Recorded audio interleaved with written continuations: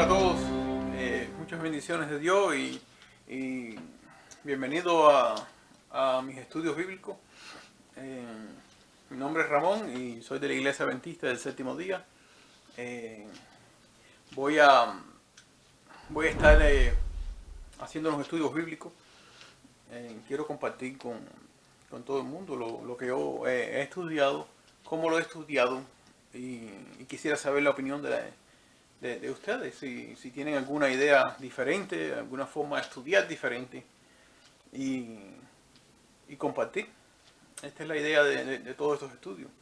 Eh, bueno, sin más, quiero mantener los estudios más o menos entre 15 y unos 30 minutos, no más de eso.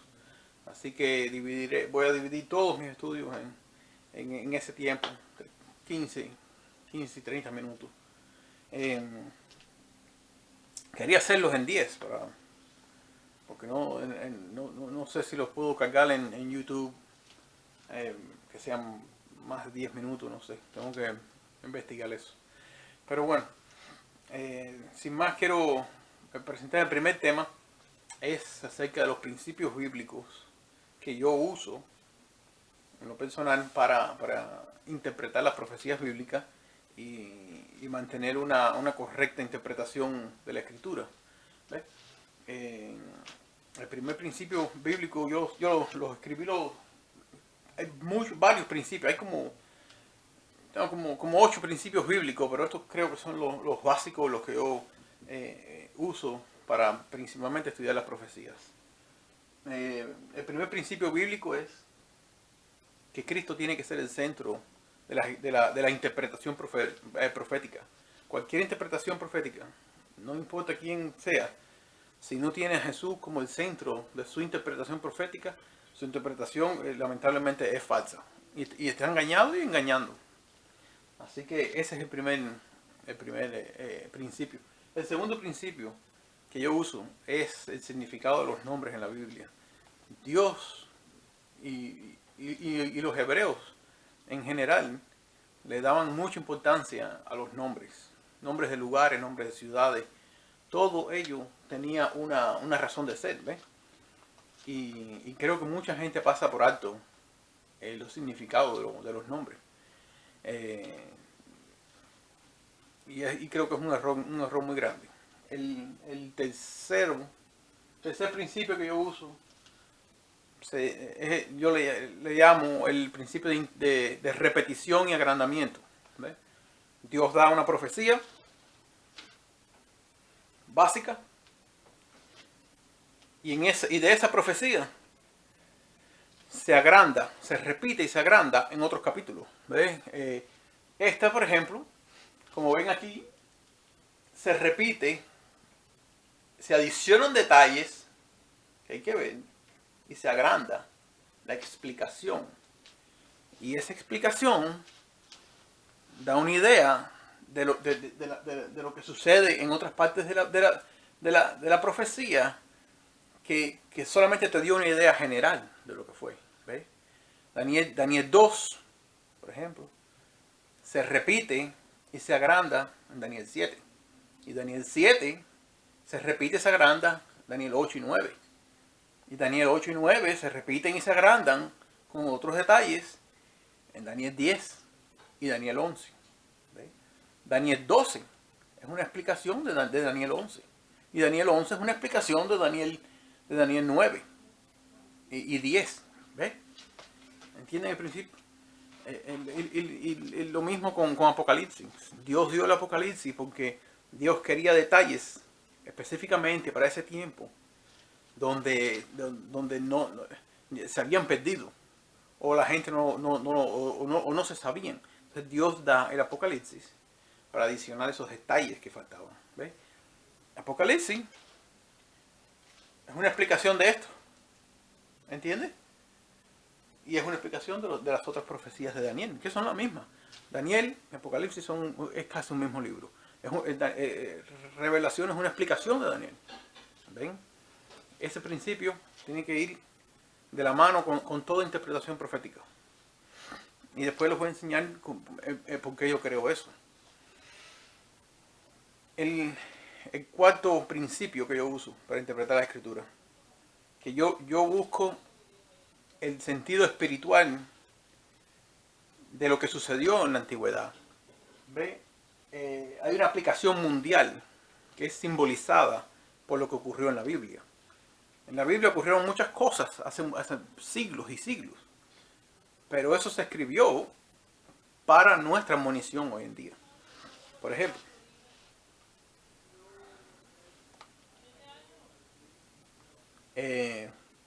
Primera de Corintios 10, 11, lo dice, que lo que sucedió en la antigüedad sucedió para nuestra admonición. ¿Ve? Claramente, si usted no sigue ese principio, entonces no estás de acuerdo con lo que Pablo está diciendo. Entonces, no vas a entender. ¿Por qué? Porque o te vas a quedar allá en que se cumplió localmente y no vas a ver el principio espiritual que encierra la profecía mundialmente. ¿Ve? Entonces,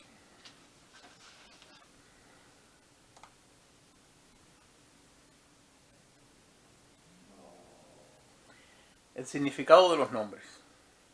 Quiero tocarla en ese principio un momentico. Porque creo que nadie va a dudar de que Cristo es el centro de la profecía. Un ejemplo del significado de los nombres y de la importancia que tiene eso para las profecías. Por ejemplo, si usted estudia el nombre de Eva, Dios le puso a su esposa Eva, Adán. Lo que esto quiere decir, madre de todos los vivientes, ¿verdad? Creo que tengo el texto por acá, Génesis 3:20. ¿Ve? Si usted sigue ese principio, usted se va a dar cuenta de que antes de Eva no pudo haber existido nadie, solamente Adán. ¿Me entiende? Entonces, si alguien viene con una explicación diciéndole a usted que antes de Adán y Eva hubo una civilización muy avanzada y que Dios había creado múltiples Adanes y no es cierto. Porque ese principio, ahí está diciendo que Eva es la madre de todos los vivientes. Claramente. ¿Me entienden? Es un principio bíblico. El otro principio, el otro nombre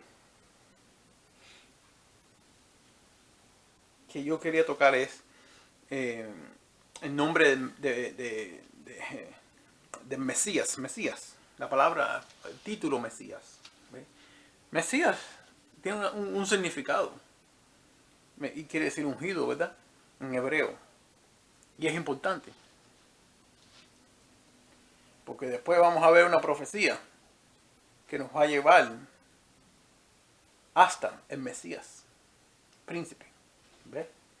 Pero hay que ver hasta qué época del Mesías. Porque si usted sigue, ¿qué cosa? El significado de Mesías, la profecía te va a llevar específicamente hasta un tiempo de ese nombre.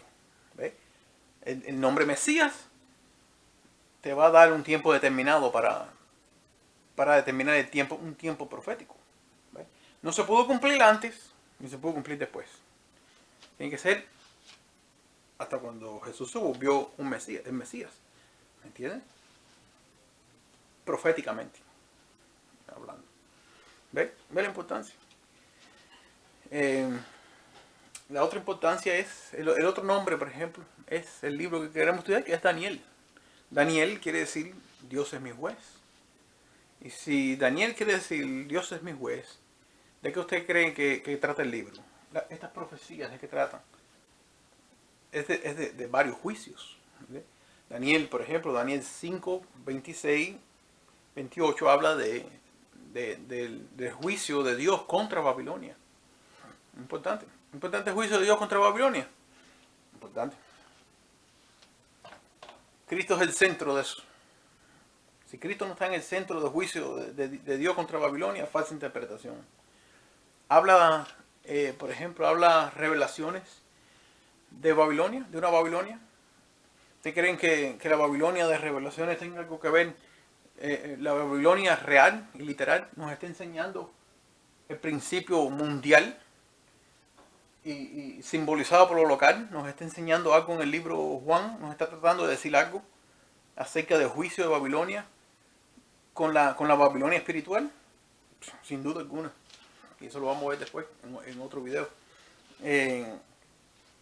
Daniel también habla del juicio investigador, que es un juicio que comienza en el cielo. Obviamente el juicio comienza en el cielo sin usted estar presente. Tú estás presente mediante los registros que están en el cielo. ¿Ves? Y Jesús, que es el abogado suyo. ¿Ves? Y ese juicio va a concluir, según el libro de Daniel, antes que Cristo vuelva. ¿Ves? Hay un juicio específico contra las naciones y hay un juicio que es contra el pueblo de Dios también. Hay varios juicios. ¿Ves? Daniel los toca casi todos. ¿Ves? Y después se agrandan en otras partes de la Escritura y se explican en otras partes de la Escritura. Y Daniel 7, 9 y 10, ahí está el comienzo del juicio. ¿Ves? Y el tiempo de juicio investigador, que es Daniel 8, 14, 9, 24 y 26, que lo pueden comparar con Revelaciones 14, 6 y 7. ¿Ves? Y el cierre de ese juicio es Daniel 12, 1. ¿Ves? Está claro ahí. Esas cosas, Daniel habla de juicios. Daniel es el libro de juicio investigador y es el libro de juicio final y el libro de juicio de las naciones. Y sin embargo, ¿cómo uno lo descubre? Por el nombre del profeta. ¿Ves? Hay que ver el nombre de todos los profetas en la Biblia. Y cada libro que la Biblia tiene, su profeta, el título, el significado del nombre del profeta, le va a dejar saber a usted de qué trata el libro. ¿Entiende? Es sencillo. El principio de repetición y agrandamiento.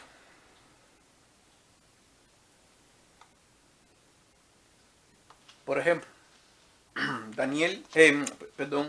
Éxodo 19, 19. En Éxodo 19, 19 dice que cuando Moisés estaba escuchando la voz de Dios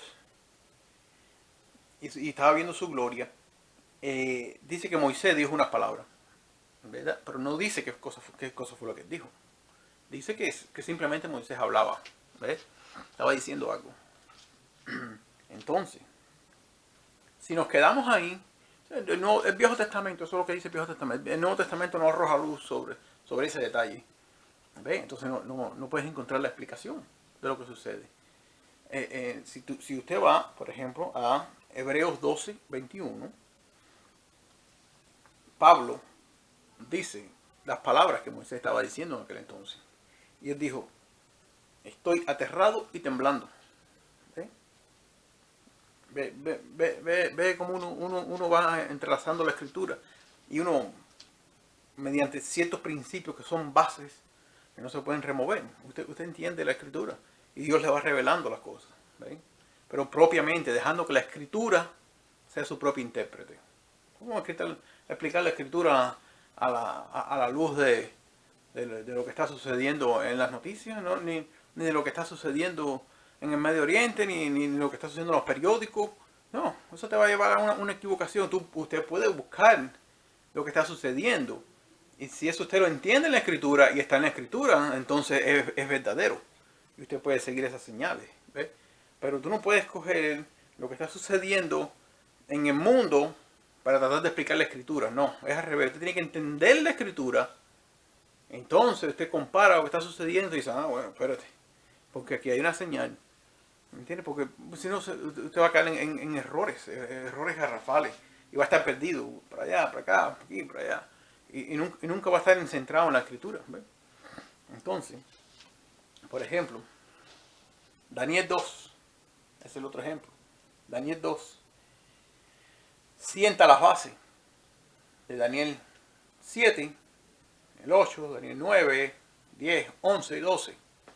Todo el resto, en realidad el libro entero de Daniel. Sienta las bases de Apocalipsis. Daniel 2. ¿Ves?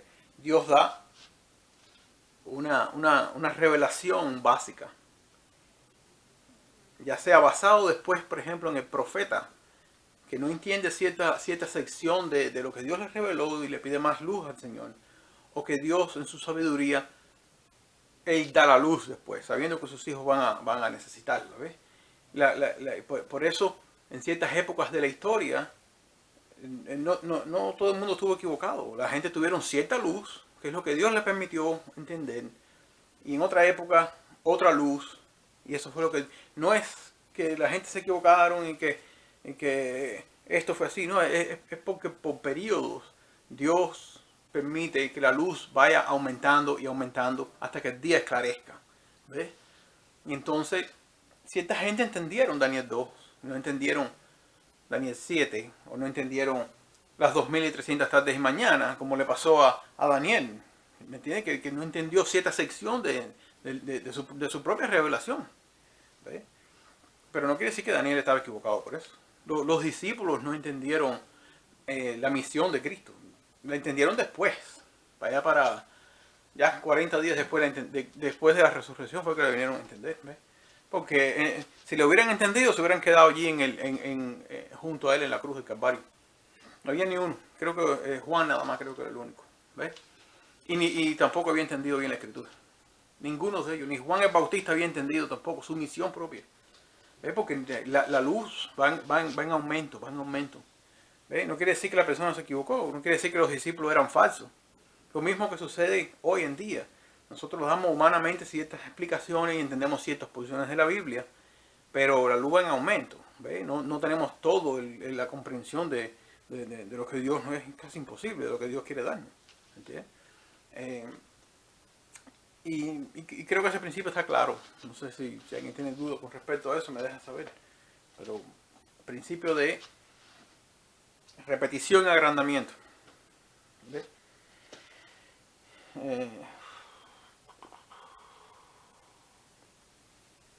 Dice Isaías 26:19.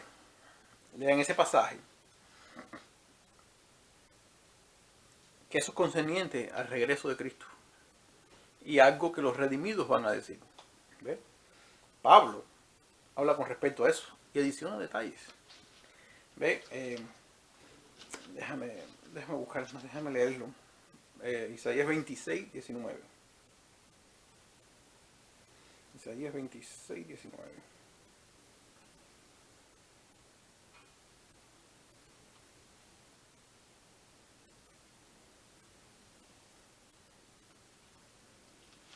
Dice, tus muertos vivirán, sus cadáveres resucitarán. Despertad y cantad, moradores del polvo, porque tu rocío es cual rocío de las hortalizas, y la tierra dará sus muertos. ¿Ven?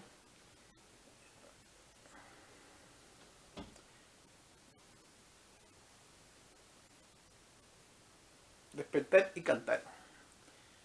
La pregunta es, ¿qué cosas están cantando los que acabaron de resucitar?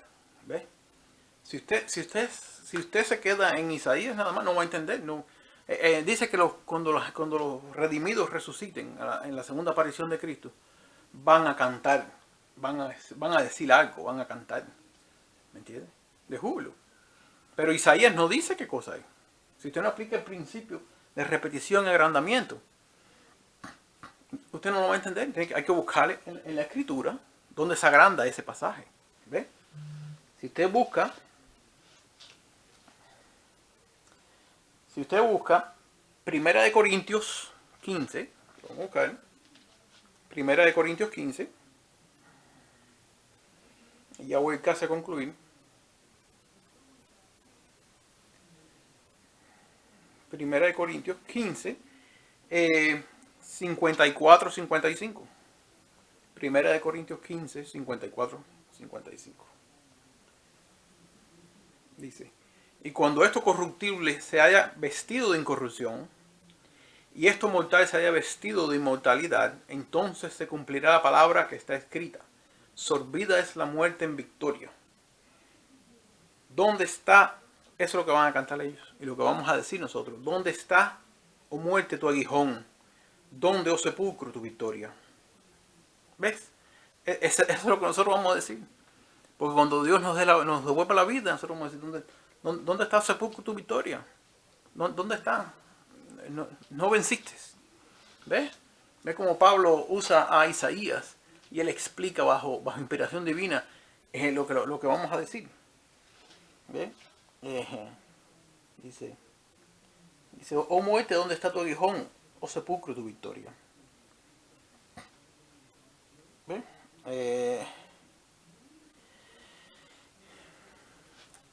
Un profeta no abolió al otro. ¿Ves? Que un profeta haya adicionado cierta cosa o una explicación a lo que otro profeta dijo, no está aboliendo el Antiguo Testamento. No abole lo que Isaías. Pablo no abolió lo que Isaías dijo. Al contrario, ni lo que dijo Moisés. Él adicionó. Y el Espíritu Santo le reveló ciertos detalles. Y eso es importante después, porque eso va a ser importante después, al final. Ahora, lean 1 Corintios 10, 11. Eso, un texto sencillo que ustedes lo saben, donde Pablo habla que lo que sucedió a Israel fue para nuestra admonición, para los que hemos llegado al fin de los días. ¿Ves? Un principio que hay que seguir. Hay que saber cuándo usted aplica, porque eso es una de las preguntas que yo he visto mucho en estudiantes nuevos. Usted tiene que saber cuándo usted aplica un principio literal y cuándo es simbólico. Y eso lo vamos a ver aquí. ¿Ve?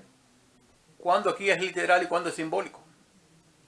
¿Por qué es que interpretamos que las piernas es Roma? ¿Por qué?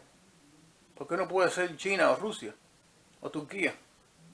¿Por qué decimos que es Roma? ¿Cuándo cambia Roma de Roma imperial a Roma papal o Roma espiritual?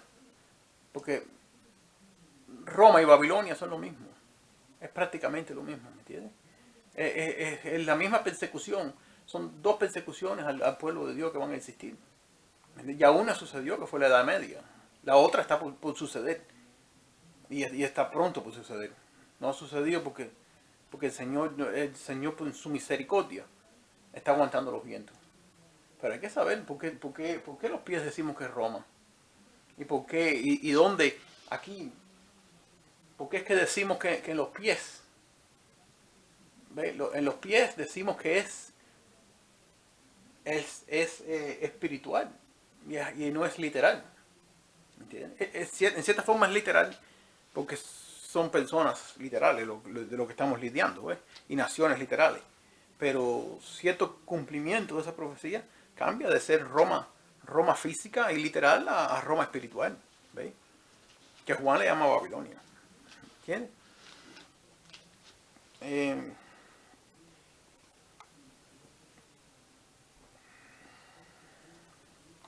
Bueno, ya para resumir, porque quiero terminar. Cristo es el centro de las explicaciones y de toda profecía, de todo libro bíblico. Cristo es el centro. Si usted no entiende eso, usted va a terminar como un rígido literalista, usted va a terminar perdido. Como los judíos, que entendían las cosas literalmente todo y no veían a Cristo en ninguna de sus profecías, tristemente. Y aún hasta el día de hoy no lo ven. Y ese es otro tema y no voy a caer en eso. Cristo tiene que ser el centro. El significado de los nombres propios y de lugares. Repetición y agrandamiento. Base, se repite y se agranda. La explicación. Explicación mundial, simbolizado por lo local. ¿Ven? Hay una explicación mundial o espiritual hoy en día que se toma de lo que sucedió localmente en Israel. Y eso nos lleva nos va a llevar al Nuevo Testamento, porque esos son principios básicos en el Nuevo Testamento y son seguidos por todos los apóstoles. Y si usted no lo entiende hoy, usted va a terminar como los judíos, que son rígidos literalistas, y no entendían cuando Cristo les decía que era necesario nacer de nuevo.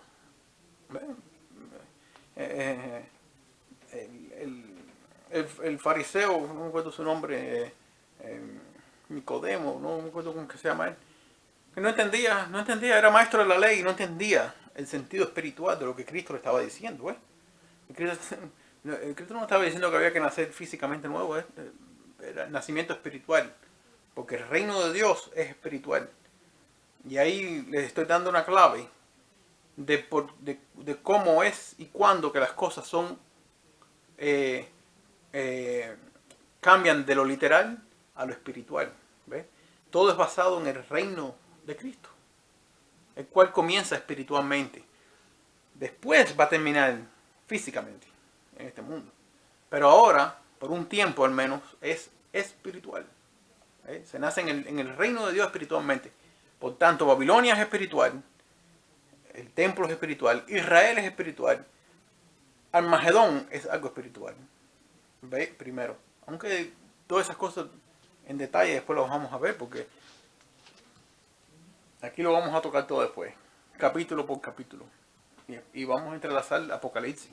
Y vamos a entender el significado de los nombres. El nombre Armagedón. Porque Dios dio ese nombre de Armagedón. ¿Ves? Eso lo vamos a entender. Y esa es mi tarea que me he dispuesto para ustedes. Que el Señor les bendiga. Si tienen alguna sugerencia, déjenme saber. Con mucho gusto.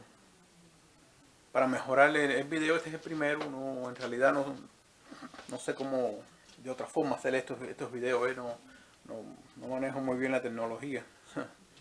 Entonces me dejan saber, por favor. Y nada, compartan. Con mucho respeto, yo respeto todas las ideas. Me comparten, me dejan saber qué es lo que creen. Si quieren más textos sobre cualquier punto de esto, me dejan saber. Algunos textos que se me han olvidado, otros que tengo otros más adicionales en otros estudios. Así que el Señor les bendiga y que Dios les cuide. Hasta luego.